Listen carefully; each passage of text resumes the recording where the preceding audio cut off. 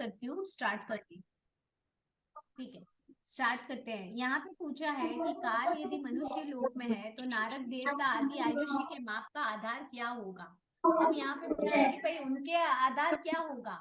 तो यहाँ पे बताया है कि जो भी मनुष्य लोक के बाहर यदि कोई काल व्यवहार करना हो तो मनुष्य लोक में जो प्रसिद्ध आधार है वही चलता है। यहाँ पे जो सूर्य चंद्रमा रोटेट होके जो दिन रात आदि बनते हैं उसी हिसाब से बनते हैं। क्या क्या होता है, गणना होती है। यानी कि भाई इतने साल बीत गए, इतने सागरोपम बीत गए, इतने पल्योपम बीत गए, ये सब जो होता है ना, ये सब मनुष्य के यहाँ पे जो काल गणना के अनुसार होता है।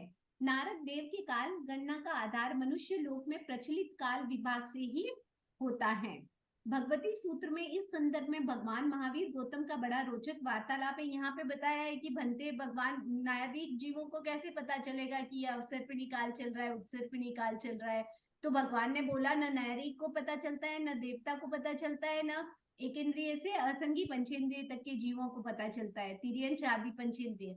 क्यों? क्योंकि उनके लिए एक ही जैसा है। समय आदि का भान मनुष्य क्षेत्र में ही है, अन्यत्र नहीं। यह बात एकेंद्रिय से तिर्यंच पंचेंद्रिय तक के जीवों के तथा सभी देवों के लिए समझनी चाहिए। यानी ये जो अवसर्पिणी उत्सर्पिणी का भान है ये किसको पता चलता है? केवल मनुष्य को पता चल रहा है। ये क्या मनुष्य लोक में गए हुए मनुष्य ये जानते हैं कि ये समय है, आवलिका है, उत्सर्पिणी अवसर्पिणी? हाँ, जानते हैं। कैसे? मनुष्य क्षेत्र में ही समय आदि का भान है। यही यह जाना जाता है कि समय है, आवलिका है, अवसर्पिणी है, उत्सर्पिणी है। केवल मनुष्य को होता है और मनुष्य लोक में ही होता है। क्लियर? काल के स्कंद देश प्रदेश आदि भेद क्यों नहीं होता है? अब काल के स्कंद देश प्रदेश आदि भेद क्यों नहीं होते? क्योंकि आप लोगों को मैंने पहले क्या बताया था, काल का क्या नहीं होता है? स्कंद नहीं होता है, वर्तमान भूत भविष्य कुछ नहीं होता, मतलब हाँ, होता स्कंद नहीं नहीं होता, होता है। कोई भी समय है ना एकत्रित नहीं होता है। जैसे कलेक्शन एकत्रित होता नहीं है ना, होता है। कलेक्ट करना हाँ। होता है भाई, सबको इकट्ठा करना होता है। तो समय कभी हम्म, इकट्ठा नहीं होता है। जो फ्यूचर था हम्म, वो प्रेजेंट बना, प्रेजेंट था वो पास्ट बन गया, निकल गया। उनका निकल समय गया। का कभी वो इकट्ठे नहीं होते हैं। समय ऐसे नहीं है कि भाई अभी रुक जा, तू रुक जा, मैं आ रहा हूँ, रेस में अपन साथ में चलते हैं। नहीं, तो वो चलते छोटा जाते है, हैं। हाँ, काल का नमक सूक्ष्मतम सूक्ष्म है। अंश है समय। जिनको भी ऐसे लगे वहां से आवाज आ रही है तो म्यूट कर दीजिएगा, आप लोगों के वहां से कहीं से आवाज आए तो। ठीक है? हाँ, काल का सूक्ष्मतम अंश है समय। आकाश के एक प्रदेश में मंद गति से जाने वाले परमाणु पुद्गल को जितना सूक्ष्म काल लगता है उसे समय कहते हैं। मंद गति से, बहुत धीमी गति से एकदम। आप लोग क्रिकेट देखते हैं, आप लोगों ने कभी क्रिकेट देखा होगा, घर में चलता है तो ऑब्वियस कभी ना कभी तो बैठे ही होंगे। जब थर्ड एम्पायर की बारी आती है, मान लीजिए कोई आउट हुआ, किसी को वापस रिव्यू लेना है, तो वो क्या करते हैं, वापस उस वीडियो को दिखाते हैं पॉज करके और स्लो मोशन में दिखाते हैं। कैसे एकदम बॉल आई, हमने क्या देखा, उसने बॉल कैसे फेंकी थी, बहुत फास्टर बॉल फेंकी और लगा। लेकिन जब वो रिव्यू लेने के लिए उसे पॉज करके एकदम स्लो मोशन में दिखाते हैं तो हमें कैसा लगता है, ये बॉल यहाँ से आई, ये धीरे धीरे, वो ऐसे होता है ना? तो सोचो कि वो कितना समय लगा वहां पे। हमें जो दिखाई दे रहा है वो बहुत फास्ट समय है, वो कितना सूक्ष्म होता है समय, इससे हम जान सकते हैं। तो यहाँ पे है कि एक आकाश प्रदेश में मंद गति से जाने वाला परमाणु, परमाणु कितना होता है? परमाणु किसे कहते हैं? उद्गल का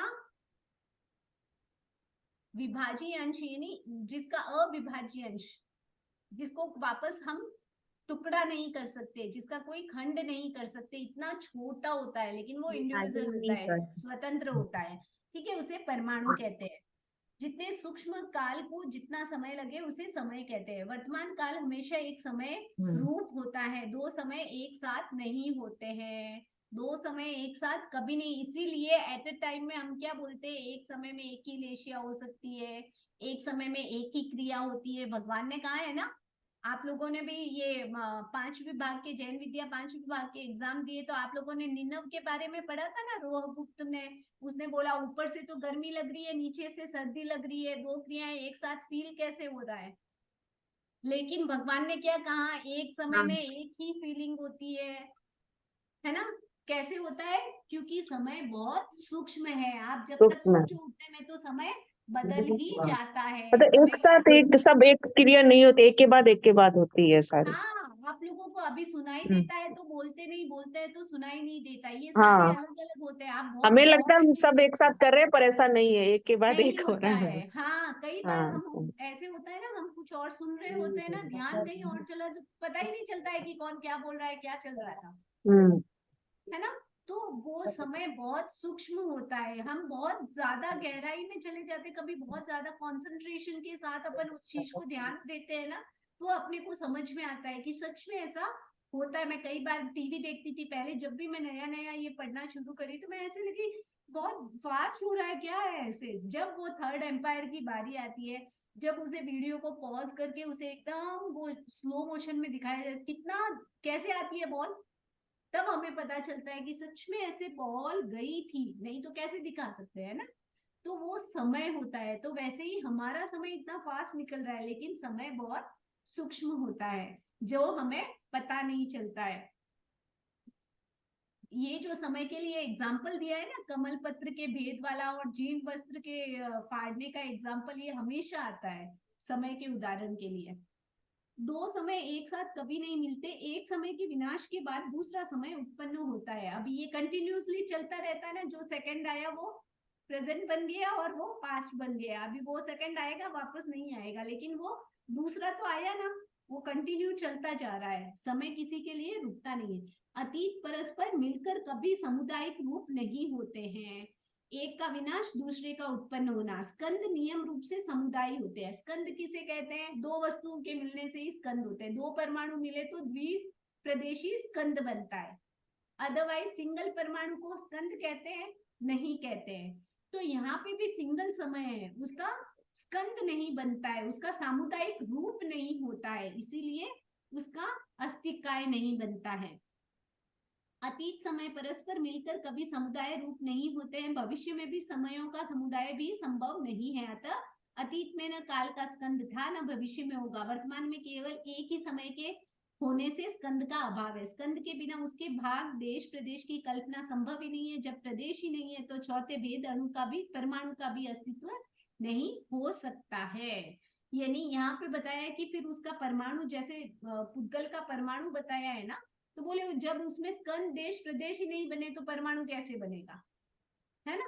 तो ये तो समय है जो रोटेट होता रहता है और वो एक समय ही आएगा, ये नियम है। मान लीजिए इतना छोटा सा होल है, उसमें से एक ही इंसान निकल सकता है, तो ये वाली सिचुएशन है, उसमें दो एक साथ निकल नहीं सकते, एक खड़ा नहीं रह सकता है, दो एक साथ खड़े रह भी नहीं सकते हैं, तो वो वाली सिचुएशन है। एक समय है जो निकल जाता है तो दूसरा आता है, ये एक एक ही आते जाते हैं, ठीक है। इसीलिए इनके स्कंद देश प्रदेश नहीं बनते हैं। षट द्रव्यों में 5 को अस्तिकाय कहा है मगर काल को नहीं। क्यों? ये सेम ही बात है, क्योंकि उसका सामुदायिकता नहीं होती है ना, वही समुदाय नहीं होता है।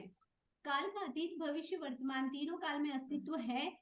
अस्थि धर्म तो है, यानी अस्तित्व तो है, लेकिन काय गुण नहीं घटित होता है। काय का मतलब है प्रदेश समूह, इन प्रदेशों का समूह नहीं बनता है, यानी वो जो समय है वो रुकता नहीं है किसी के लिए कि भाई दूसरा वाला आ रहा है, रुक जा 2 मिनट साथ करते हैं, बोला ठीक है तू आ जाना, लाइन में चलते हैं अपन, एक के लिए ही प्लेस है।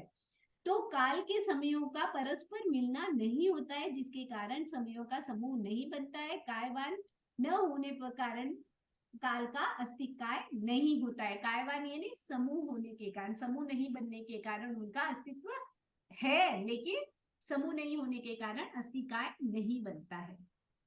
अब ये आपका अच्छा खासा है, काल के भेदों का वर्णन करें। ये आपको इसमें कम समझ में आएगा और उसमें अच्छा समझ में आएगा। किसमें? जीव अजीव की बुक जो आचार्य महाप्रज्ञ जी की है, उसमें बहुत अच्छे से और शॉर्ट रूप में दिया है। आप लोगों के पास जीव अजीव की बुक है आचार्य महाप्रज्ञ जी वाली, उसमें लेसन है 20वां। जीव अजीव में 20वें में काल के बारे में बताया हुआ है। तो यहाँ अच्छा। हम पढ़ तो लेंगे, फिर भी हाँ एक बार आप जीव अजीब से भी डिस्क्रिप्शन करवा दीजिएगा। हाँ, हम तो पढ़ ये तो मैं लेंगे जीव अजीव से ही करवाऊंगी तो ये, लेकिन आप पल्लियोपम वाला याद रखिएगा। पल्लियोपम वाला आपको याद ये करना क्षुल्लक है। भवर, ये सारे याद करने पड़ेंगे क्या? क्षुल्लक भवर, वहां स्तोत्र, पे है, क्या उसमें क्या है, है? सब है उसमें, लेकिन अच्छा। शॉर्ट में है, एकदम एकदम लाइन वाइज बने हुए हैं। इतना वो सब ठीक। नहीं किया हुआ है ना, तो आपको इजी हो जाएगा याद करने में। अगर वो वैसे भी फॉर्म में लिखोगे तो आपका सही होगा। मुझे नहीं लगता इसमें हाँ, कुछ पॉइंट ज्यादा टू है, पॉइंट लेकिन याद हो बहुत जाएंगे। ऐसे ऐसे ऐसे दे दिया ना तो बहुत कंफ्यूजन हो जाएगा, ये आप याद भी नहीं कर पाओगे। उसमें जो ठीक। मेथड दिया है ना वो बहुत इजी मेथड है। ठीक है, स्टार्टिंग का और लास्ट का पढ़ लेती हूँ। स्टार्टिंग का इसमें बताया है, सूर्य चंद्रमा आदि की गति से संबंध रखने वाले काल को अद्धा काल कहते हैं। अभी बहुत बार नाम आता है अद्धा काल, अद्धा काल। अद्धा काल किसे कहते हैं? जहां सूर्य और चंद्रमा की गति से काल होता है उसे अद्धा काल कहते हैं। जहां यहाँ पे जो होता है वो अद्धा काल चल रहा है। ठीक है, यह काल का प्रधान रूप है, यानी मेन है। अद्धा काल व्यवहारिक और गणनात्मक होता है, क्योंकि सूर्य चंद्रमा रोटेट कहाँ होते हैं? मनुष्य क्षेत्र में, हमने यही पढ़ा है। तो ये व्यवहारिक हो गया, व्यवहार की अपेक्षा से। और गणनात्मक यानी काउंटेबल है, क्योंकि सूर्य कितने दिन हुए, कितनी रात हुई, तो ये काउंटिंग हो रही है ना। अब देवलोक में और नारकी में तो काउंटिंग होगा ही नहीं, क्योंकि वहां सूर्य चंद्रमा रोटेट हो ही नहीं रहे हैं। तो वहां गणनात्मक भी नहीं है, व्यवहारिक काल भी नहीं है। ठीक है, अद्धा काल कहाँ हो गया? समय क्षेत्र में। क्षेत्र में। व्यवहारिक और गणनात्मक है। भगवती सूत्र में कहा है, जगन्य भेद समय से लेकर उत्कृष्ट भेद पुद्गल परावर्तन तक के सारे कालमान अद्धा काल है। अब यहाँ पे आता है अद्धा काल किसे कहें हम? तो जगन्य एक समय से लेकर उत्कृष्ट पुद्गल परावर्तन। पुद्गल परावर्तन की डेफिनेशन खतरनाक वाली है। द्रव्य वर्ण गण अरे द्रव्य क्षेत्र काल भाव और भव की अपेक्षा, मतलब अलग ही है उसकी डेफिनेशन। अगर एक पुद्गल परावर्तन समझोगे ना तो दिमाग चकरा जाएगा। अरे बाप रे, अनंत तो अवसर्पिणी उत्सर्पिणी निकल गई। मैंने जब पहली बार समझा ना तो मुझे ऐसे लगा, अरे नहीं नहीं नहीं, कहते हैं ना सम्यक अवस्था में आयुष्य का बंद हो जाए और 15 भव में मोक्ष चले जाए। अर्ध पुद्गल परावर्तन हम बोलते हैं ना, कि एक बार किसी को सम्यक तो प्राप्त हो जाए, वो अर्ध पुद्गल परावर्तन। अर्ध पुद्गल परावर्तन में अनंत अवसर्पिणी उपसर्पिणी निकल जाती, कितने भव भवांतर करेंगे पता नहीं। अरे बाप रे, इतना लंबा चौड़ा होता है। अब यहाँ पे आता है कि एक समय के से लेकर उत्कृष्ट भेद यानी मैक्सिमम भेद यहाँ पे पुद्गल परावर्तन का बताया है। उससे आगे फिर वो पुद्गल परावर्तन ही है। ठीक है, तो आगे जो है पुद्गल परावर्तन तक के सारे कालमान अद्धा काल है। आचार्य भिक्षु ने इन गाथाओं में अद्धा काल के भेद बताते हुए कालमान कुछ संख्यात की श्रेणी में आते हैं, संख्यात काल, और कुछ असंख्यात काल की। संख्यात कालमानों की लंबी सूची भगवती सूत्र 6 और 7वें शतक में प्राप्त होती है, और उनके अनुसार काल का अविभाज्य सूक्ष्मतम समय है समय, अंश है समय। यानी सबसे सूक्ष्म क्या बोलते हैं हम? काल के सबसे सूक्ष्म इकाई या अंश को क्या बोलते हैं? समय। ये आप समय। लोगों को सबको पता चल गया है। असंख्य समयों का एक समुदाय है आवलिका। आवलिका के एक शुल्लक भव है, शुल्लक अनंत। असंख्यात आवलिका का एक उच्छ्वास निश्वास है। 17 साधिक शुल्लक भवों का एक पूर्ण श्वासोश्वास, एक प्राण का 7 स्तोक, 7 स्तोक का 6.5 लव। ये इसमें जितना बड़ा दिया हुआ है ना उसमें बहुत छोटा दिया हुआ है, ये देखना पड़ेगा आपको। यहाँ पे आता है 2 पक्ष मास, 5 वर्ष, 1 युग, 20 युग का 100 वर्ष, 10 युग का, ये सब उसमें है। त्रुटि त्रुटितांग, नलिनांग नलिन, अर्थ निपुरांग निपुरा, अर्थ निपुर, अयुतांग अयुत, प्रयुतांग प्रयुत, नयुतांग नयुत, चुलिकांग चुलिका, शीर्ष प्रहेलिकांग शीर्ष प्रहेलिका। इस प्रकार 28 बार, इस प्रकार 28 बार 84 लाख से गुणित करने पर अंत में शीर्ष प्रहेलिका का मान आता है। ये सर्वाधिक दीर्घ संख्या काल मान है।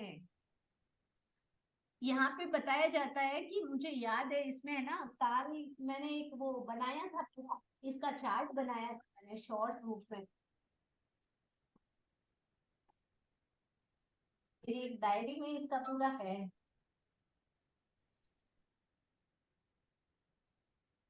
कितने जीरो आते हैं? 154 या ऐसा कुछ होता है। हाँ ये रहा उपमा काल। 28 लाख सर्वाधिक संख्या है।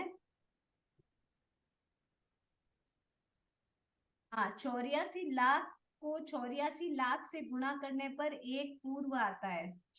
और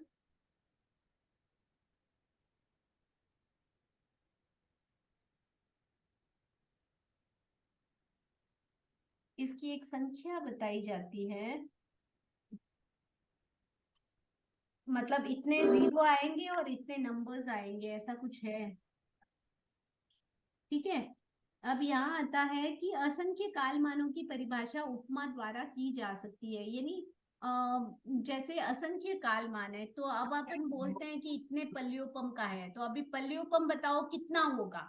तो अब यहाँ पे काउंटिंग तो है नहीं, काउंटिंग तो है नहीं, तो एग्जाम्पल से बताया जाता है कि ये कितना बड़ा काल है। कैसे होता है, एक बेलनाकार कुआं है, गड्ढा, ठीक है, ये चार, एक योजन या चार कोस, जो भी बोलो, चार कोस या एक योजन का, लंबा चौड़ा गहरा सेम, एक योजन लंबा एक योजन चौड़ा, एक योजन मतलब होता है अप्रोक्सीमेटली 13 किलोमीटर में कुछ कम।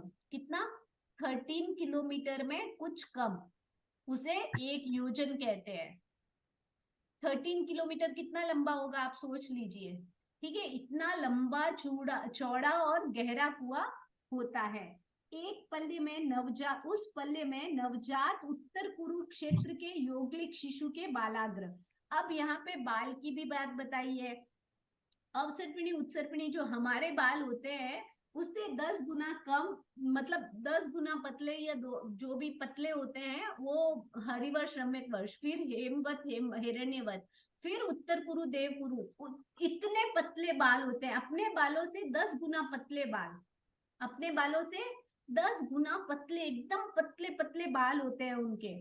ठीक है, उन बालों को, और वो भी नवजात शिशु होता है तो उसके तो और पतले होते हैं और एकदम सॉफ्ट और एकदम छोटे छोटे, और उनको इतने बारीक बारीक टुकड़े करके डाल दो मानो, और वो कुआं एकदम खचाखच भर गया है। अब वो न अग्नि जला सकती है, न वायु हिला सकती है। कहते हैं चक्रवर्ती की सेना भी चली जाए तो एक बाल नहीं जाता वहां से, हिल नहीं सकता है। ऐसा ठूस ठूस के भर दिया है उसको, कुएं को। कितना, एक योजन, एक योजन कितना, अप्रोक्सीमेटली 13 किलोमीटर से कुछ कम। ठीक है, उसको भर दिया है, और हर 100 साल में एक बाल निकालते हैं। कितने, हर 100 साल में एक बाल निकालते हैं, और वो कुआं खाली होगा तो एक पल्योपम होगा, और 10 लाख करोड़ा करोड़ का एक सागरोपम होता है।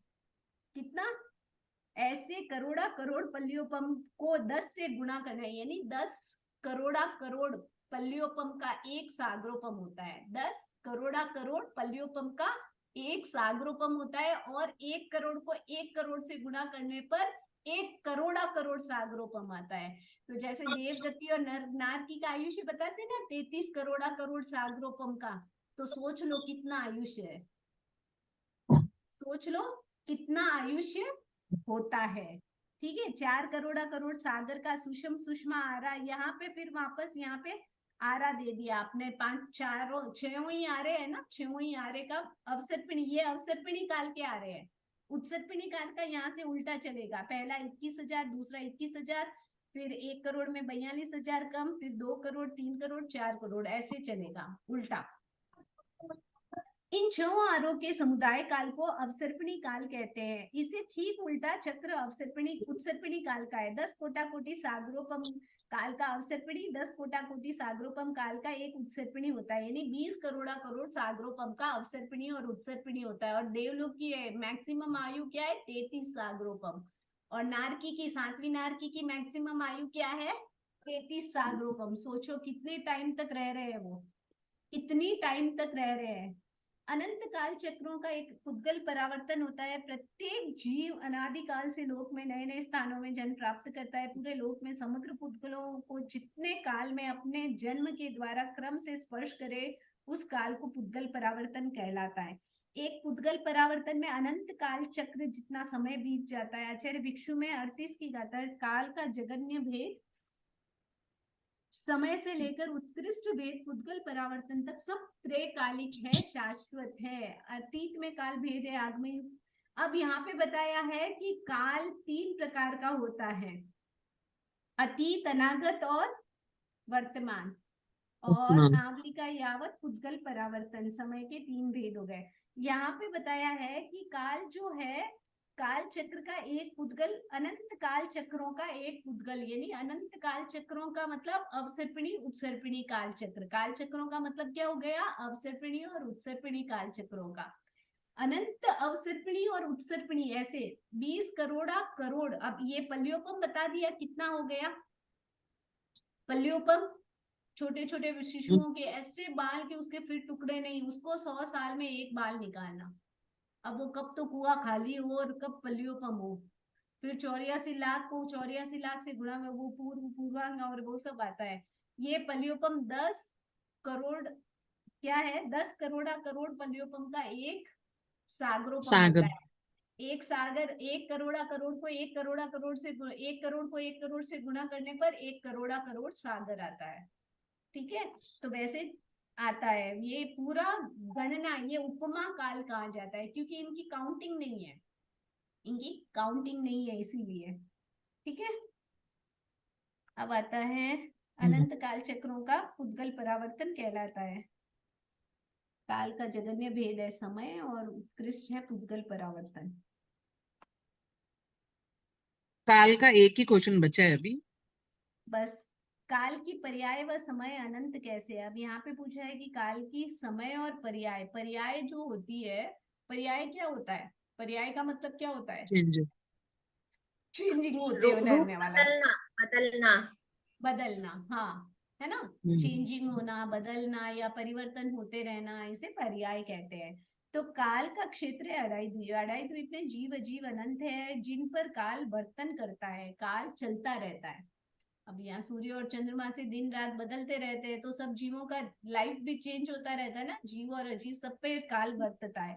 उनमें जो अनंत परिणाम पर्यायों उत्पन्न होती है वे काल द्रव्य के निमित्त से होती है। अब उनमें जितने भी चेंजेस होते हैं वो किसकी अपेक्षा से होते हैं?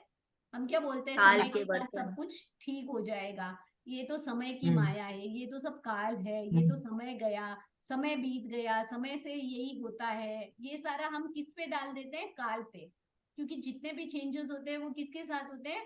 काल के साथ।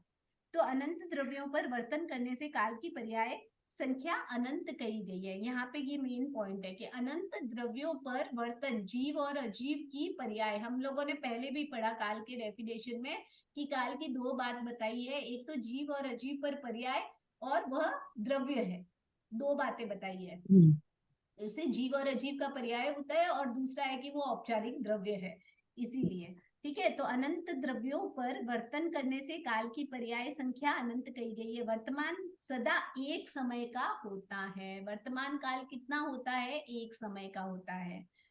यह एक समय ही अनंत द्रव्यों में से प्रत्येक पर वर्तन करता है। अभी ये एक ही समय है, लेकिन अभी जीव कितने हो गए यहाँ पे अढ़ाई द्वीप में ही बोलोगे तो? अनंत जीव हो गए, अनंत जीव हो गए, उन सब पर काल वर्तता है ना, प्रति समय वर्तन हो रहा है। तो इस अपेक्षा से भी अनंत बोल दिया, उसकी पर्याय अनंत हो गई ना, सबने कुछ ना कुछ चेंजेस हो रहा है, तो वो पर्याय अनंत हो गई। एक ही समय में फिर अनंत पुद्गल पे भी हो रहा है चेंजेस।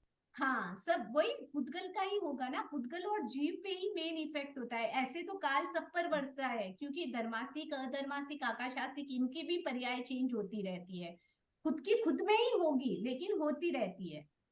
ठीक है, समयानुसार सब चीजें, समयानुसार। हम क्या बोलते हैं? समयानुसार। जैसे बोलते हैं ना हम नमक कितना के स्वादानुसार, तो यहाँ पे आएगा समयानुसार। समय जिन द्रव्यों पर वर्तन करता है उन द्रव्यों की अनंत संख्या की अपेक्षा से एक ही समय को अनंत कहा गया है। एक समय को भी अनंत कहा है, किस अपेक्षा से? क्योंकि वह एक समय में भी अनंत जीवों और पर्यायों पर, पुद्गलों पर वर्तता है। उदाहरण स्वरूप किसी सभा में 1000 व्यक्ति उपस्थित है, सभा में एक मिनट, सभापति 1 मिनट विलंब से पहुंचा, तो 1 मिनट विलंब होने पर भी एक एक व्यक्ति 1 मिनट का योग कहा जा सकता है, तो 1000 मिनट लेट है। अभी कोई 1 मिनट लेट आया है, हर इंसान का 1 मिनट ले लो, आया तो वो 1 ही मिनट लेट है, लेकिन क्या बोलेंगे? 1000 लोग है, 1000 लोगों का 1 मिनट खराब किया ना, तो 1000 मिनट हुए कि नहीं हुए? होता है 1 ही मिनट है, लेकिन 1000 लोग हैं तो 1000 लोगों का 1 मिनट खराब करने से 1000 मिनट। इस तरह एक एक वस्तु पर एक एक समय गिनकर ही एक समय को अनंत समय अनंत कहा गया है। क्लियर है? उद्गल का स्वरूप। आज हम इतना ही रखें क्या?